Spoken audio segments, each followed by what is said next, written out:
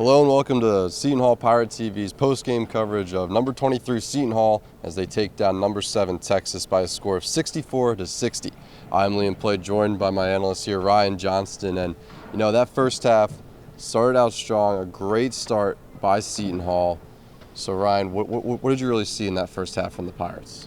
That first half from the Pirates, it was a bit surprising to me, to be honest with you, because going in, I said in the pregame, I thought that they were going to really dominate the paint. They were just going to take it down low. Texas's tallest player, Trey Mitchell, was only 6'9". Pirates got 3 players that are taller than that. And they didn't do exactly what I thought. They shot, I think, 14 threes in that first half. So a lot more varied offense than I was expecting. It worked because they went into the halftime tied. Obviously, they've got Kevin Willard's classic man defense. They were working with that for most of the half, but not exactly the offensive approach that I was expecting. Yeah, it was definitely interesting, and I think that, Seton Hall, they did shoot well from beyond the arc kind of in the first half, but, Texas, on the other hand, didn't make a three the whole half and really dominated inside.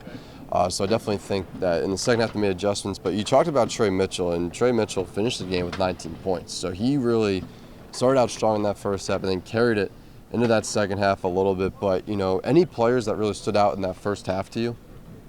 Well, it would have to be Trey Mitchell, really. Started off 13 points in that first half going into halftime. He just was a monster down low for Texas. It was really difficult for Seton Hall to guard him. Another player on Texas was Timmy Allen. I think he had 7 points and 5 rebounds at the half. So, again, a very solid half from him. He was putting in some work down low, even though he's only 6'6"-ish. So a big half from him. For Seton Hall, Alexis Yetna, bit of a quiet 12 points in that first half. I didn't even realize that he had 12 points until I looked up at the big the scoreboard up there, and I saw, oh my gosh, he's cooking them right now. Also, Tyrese Samuel, huge first half from him. Oh yeah. Especially on the boards. I don't know how many offensive rebounds he had, but they had 9 second chance points at the half. They were just he was amazing in that first half. Really put in some work. And I think the one thing with Yetna is I didn't really realize that he scored 12 points. I didn't really take a look at his stat line until he made a buzzer beater at the end of that first half to tie it going into halftime with Texas. So I really think that's really what was the game changer there for me. It was like, oh, Yetna's got 12 points. He's kind of doing well right now. He's playing pretty well for the Pirates. Another player I want to point out that played very well in the first half, Miles Cale. I believe he finished with 8 points. He really came out strong, knocked down a couple threes, and then really carried the momentum, started to get the Pirates going in the first half. So at halftime, it was 37-37. The Pirates tie with the number 7 team in the country, while Seton Hall's ranked number 23. And Texas's head coach in the post-game press conference, Coach Beard, he talked about how Seton Hall is actually a lot better than they are ranked. So here's what he said about the Pirates and their talent as a team. We played 2 road games, number 1, Gonzaga, and number, I don't care what they're ranked. This is a top 10, 15 team, no doubt about it right now. You guys saw them. So we begin the second half, tied 37-37, and the Pirates pull away with the win, 64-60 in that second half. But Ryan, what do you think the biggest difference was for Seton Hall in that second half? It was the intensity on defense. It had to be.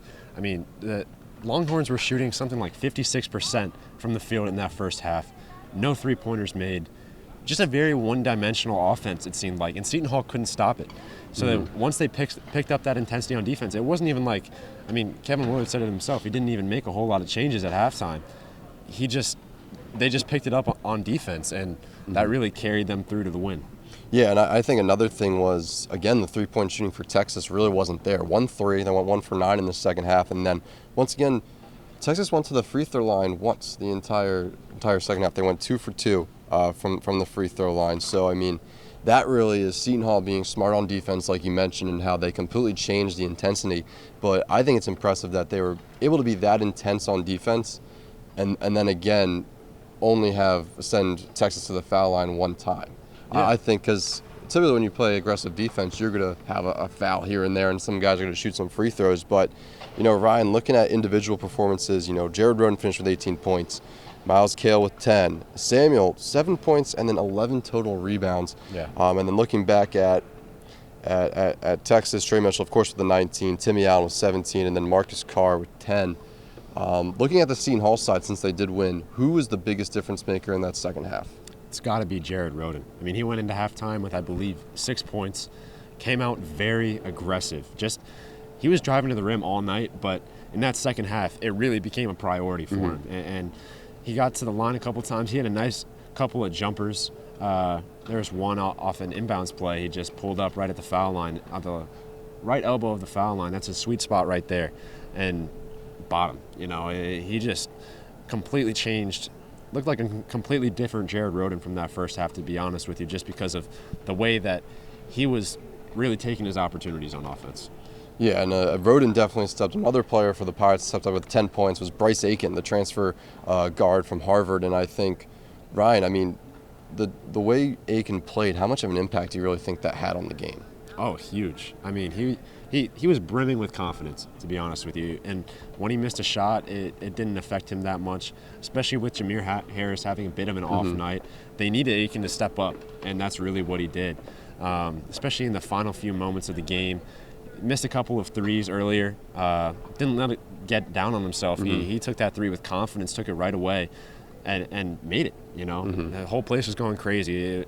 Great moment for him, I'm sure. Really getting his introduction as a Pirate, because after last year being riddled with so many injuries all year long, it's got to be frustrating for him. And I'm sure that was a moment of vindication for him. Yeah, and Bryce Aiken actually talked about that final shot after the game. So here's what Bryce had to say about his clutch three in the final moments against Texas. Honestly, I don't even really think that much during the end of the game. Those are the funnest moments for me. All I know is that moment we just got to do whatever we have to do to win. The shot presented itself, and I took it. I don't really think it's kind of just instinctive. We're just playing ball at that point. Yeah, it's just hoop, just good old hoop. So once again, the final score from Prudential Center, 64-60. Seton Hall getting the win over Texas. And Ryan, any final thoughts on this matchup? Yeah, I think it just shows how scrappy Seton Hall can be when they need to be. I mean, at halftime, I predict the score is going to be 78-74, so a little bit off. Hey, 10 points, still pretty good. Yeah, I got the differential correct. But this Texas team was so physical all game long, and Seton Hall was right there. They matched the intensity all game long. I think this is a marquee win for this Seton Hall team, because not only does it get another top 10 win on your resume, it was at home. Fans were able to watch it in person. Great atmosphere. I don't know. This is my favorite win for the Pirates all season long so far. Yeah, this is definitely cool, and I think it being at home makes it even better. And you mentioned how this just adds to the resume. Now, Seton Hall has a pretty good tournament resume. It's December, Ryan. Let's not get too ahead of ourselves, but let's just say a NCAA tournament resume that has a win at number 4 Michigan, and then a win at home against number 7 Texas, and then only loss on the team's record is a 2-point loss to Ohio State in a neutral site game in a Thanksgiving tournament, I think is a pretty darn good tournament resume as of right now. And the Pirates will only build on that, I think. I mean, just in general, kind of what does this win and, this season so far mean to this program? I mean, it's huge. I mean, coming into this season, Jared Rhoden was lamenting about how they were ranked 5th in the Big East. And to just prove everyone wrong so far, they're 8-1. They've got to be brimming with confidence right now, especially going into Big East play, one of the toughest conferences in the country. You know that you've got wins against teams that are at or above most of the teams in the Big East level. That loss against Ohio State is also ranked. Like, if you're going to lose to a team, you want it to be a team that's ranked. So really building on that resume. Like you said, it's only December, but Pirates, they would most certainly get a bid right now. Yeah, I definitely think Seton Hall is exceeding expectations from what people thought they would get to this season, or where they would be at this point in the season. And this is a Thursday night game, and the Pirates are not done yet this weekend. They welcome the Rutgers Scarlet Knights coming to town. It's going to be the Garden State Hardwood Classic here at the Prudential Center on Sunday night at 7:30 p.m. And Coach Willard, he's definitely excited for this game. They haven't played Rutgers in 2 years. Ryan, any thoughts on this matchup coming in for the Scarlet Knights? Yeah, this Rutgers team is weird. I will definitely say that. They've been a little shaky to start out the season, and then they come out tonight and they beat the number 1 ranked Purdue Boilermakers, who were undefeated to start out the season. Like, come on. What's going on right there? This team, I don't know what to expect from them Sunday. I don't know if they're going to be coming in riding high, very confident. I don't know if they're going to be overconfident. Seton Hall just got a marquee win, too. I think it's going to be a good game. I worry about Ike Obiagu's injury a little bit. He had an ankle injury. He left in the first half. If he's not available, that could make things a little more difficult for the Pirates, especially in that front court rotation. But I think it should be a good game nonetheless. Definitely will be, and Coach Willard thinks that as well. And he talked about their matchup with Rutgers in the post-game press conference too. So here's what Coach had to say about that. I've watched them a couple times, and I think they're a very good team that's kind of gone through a little bit of a lull throughout the season. And when I watch them, I see a team that's physical, I see a team that rebounds. I just see a team that's kind of struggled shooting the basketball a little bit this year. And the thing for me is, 2 years ago we were in Iraq, and it was the hardest place I've ever played. And so I guarantee Purdue is going through. I know for a fact that Purdue is going through the same thing that we went through. It has been a couple of years since Rutgers and Seton Hall have matched up in this historic rivalry game. Former Big East foes coming back together again to play once again. And the last time these two teams played, Ryan, was at the Rack in New Brunswick, and that was the infamous time the Pirates wore the black jerseys with Pirates across the chest. And that is the infamous last time that they ever wore the black jerseys with Pirates across the chest in a game, as they got blown out by about 20 points in that one. And the same game that Miles Powell got a concussion, and his famous quote, "Why are we practicing at Rutgers?" So, Jared Roden mentioned this, that he has a bit of a bad taste in his mouth from that game. Yeah. So, how much do you think that the last time these two teams played, and all the beef on Twitter with, Seton Hall scared to play Rutgers after they didn't schedule a matchup last year, how much do you think that really goes in and affects the players in this game on Sunday? I don't think it's going to affect Rutgers players very much. I think they're just going to come in, and obviously the rivalry adds a little bit of an extra dimension to it. But for Seton Hall, this has got to be a huge game on your calendar. Anytime that another team or another team's fans say that you're ducking, that just makes you that little bit more motivated to go out there and show them that you're not scared at all.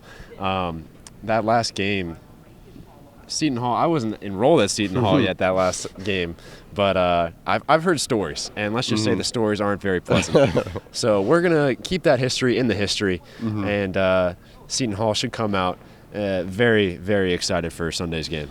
Yeah, and Ryan, you mentioned it a little bit before we watched Coach Willard's quote here, but you got Rutgers coming off a huge win against Purdue, and then you got Seton Hall coming off a huge win against Texas. I mean, how much do you think that confidence, that energy is going to come into this game and add even more to the rivalry? Do you think it'll add more to it? Of course. I mean, everyone wants to see good teams play basketball, and these two teams are good teams. I think that more fans will come. I think the atmosphere will be even better here at the Rock. I'm very excited for Sunday's game. It is definitely going to be a good one, but that'll do it for our post-game coverage here as number 23 Seton Hall takes down number 7 Texas 64-60 at the Prudential Center. The Pirates will be back in action this Sunday as they welcome the Rutgers Scarlet Knights. But for Ryan Johnston, I'm Liam Plate. Thank you so much for watching. Have a great night, and we'll see you next time.